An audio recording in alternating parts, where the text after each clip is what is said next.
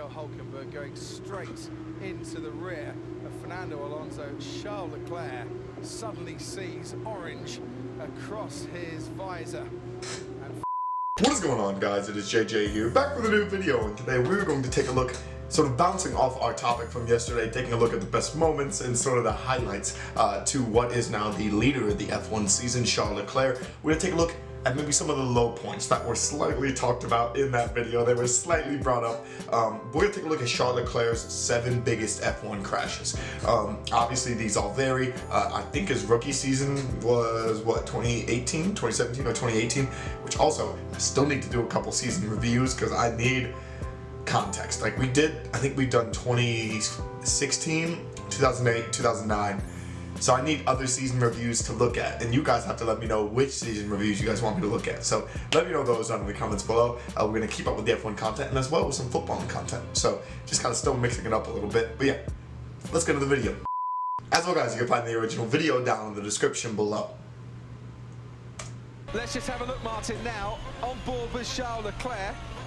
Dives down the inside as Vettel gets squeezed a bit, and then comes to grief with his teammate Vettel, because, you know, he really crashed into his own teammate.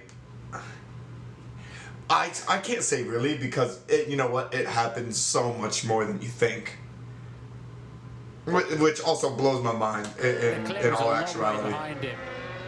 Oh, and he pops up too. He wasn't hit from behind.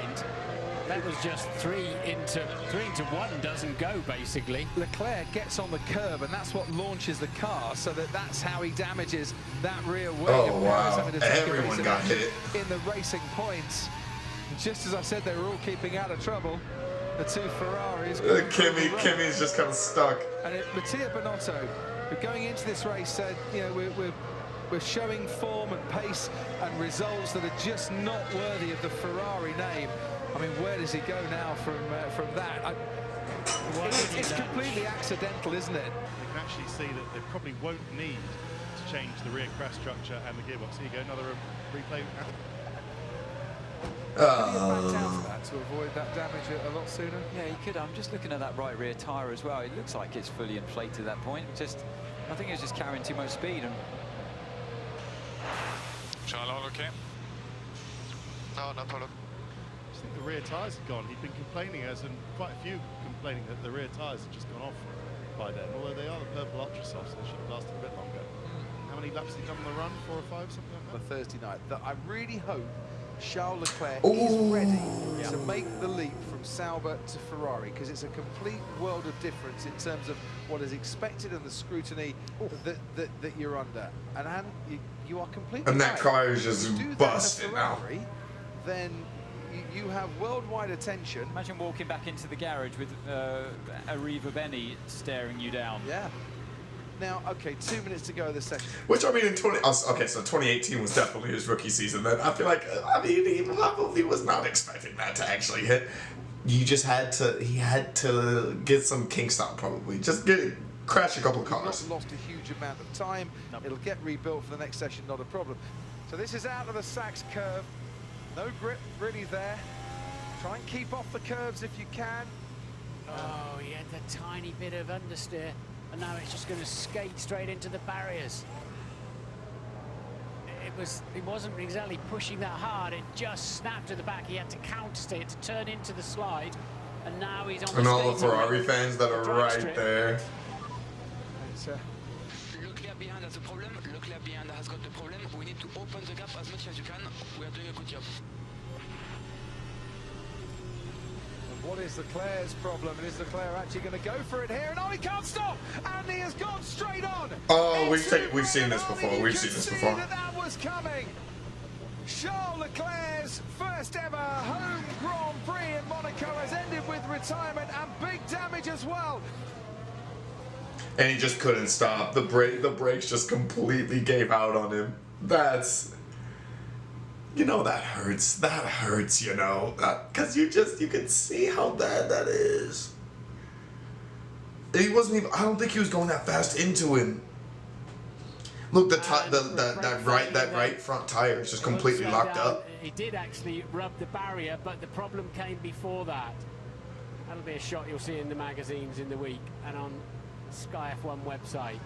Charles Leclerc, man, sending That tire is like right through by his head too. Formula That's One with insane. potential for the future, sending shockwaves through the back of Brendan Hartley's Toro Rosso there.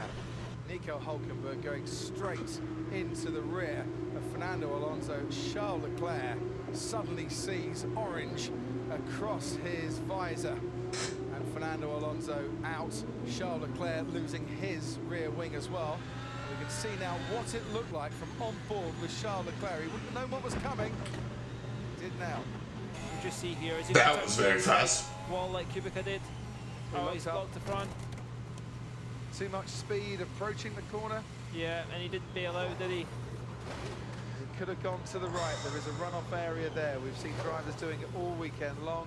He was committed to the corner. Sebastian Vettel going over part of his front wing.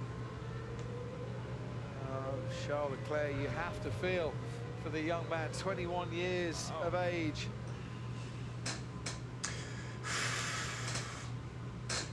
That Baku one is so bad. That crash is so bad. We're gonna go back. We're gonna go back and touch on some of them because we just wanted to get a little quick run through on these. But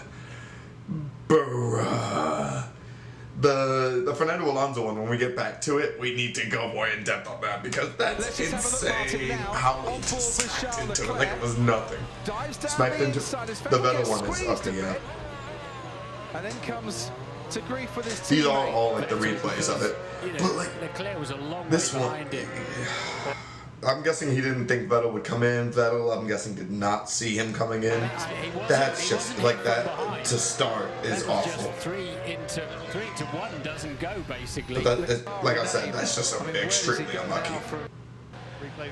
This one, which also the biggest crash. Oh wait, there's one that was not on here.